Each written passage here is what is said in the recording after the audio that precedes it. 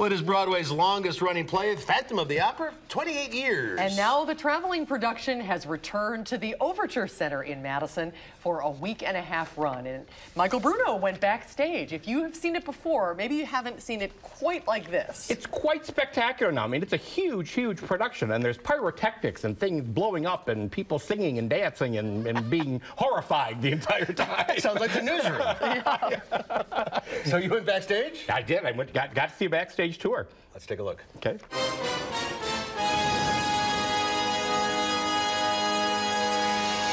What an iconic role. How do you feel about playing the Phantom of the Opera? It's an absolute honor. I couldn't have imagined growing up that I would be able to play this role, and now that I am playing it, it's such an honor and a great, heavy responsibility for me. And how annoying is it to have to sing with that mask over half of your face? I've always wanted to ask the Phantom that question. In the beginning, it was horrific. I felt claustrophobic. I felt like I couldn't hear. But now, if I did the show without the mask, I think my body would be a little confused. It's a little comforting now. And how is it working with your leading lady in the show? Oh, she's amazing. She's absolutely amazing. She's a doll. We met just before we started working together, and our friendship off stage has grown tremendously. So when we're on stage, there's a chemistry that's very, very tangible to the audience.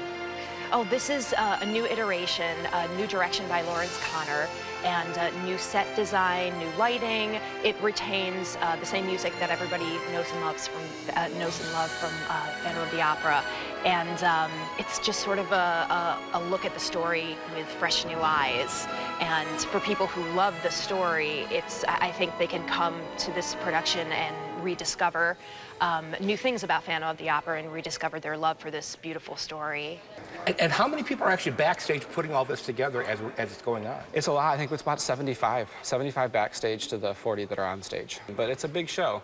You know, I think that we're the second biggest on the road right now. As much as you have blocking on stage, you definitely have to have blocking off stage as well. If you were to wander backstage during the performance, you could get hit by a set piece or a dresser or an actor running to the other side of the stage. So if you don't know where you're going, it can be quite dangerous backstage. So what's one of your favorite moments in this show?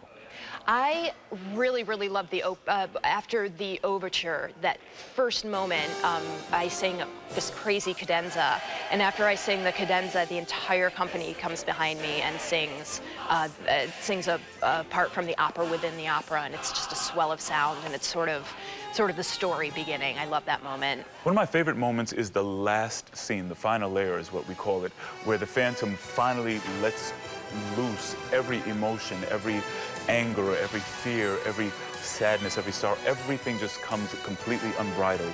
And so everything that's been held in tension during the entire production just explodes. And it's a really wonderful and painful thing to see.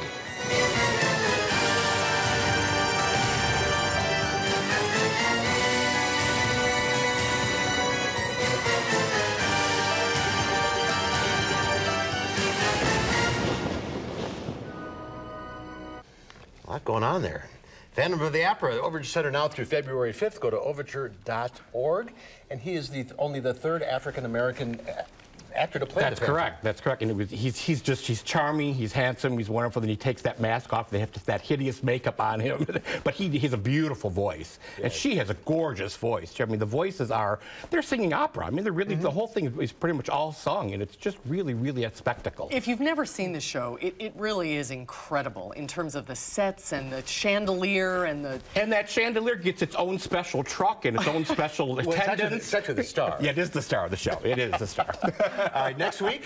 Next week, it's Little Shop of Horrors at James Madison Memorial High School. Oh, great. That'll be a great show. That'll be fun.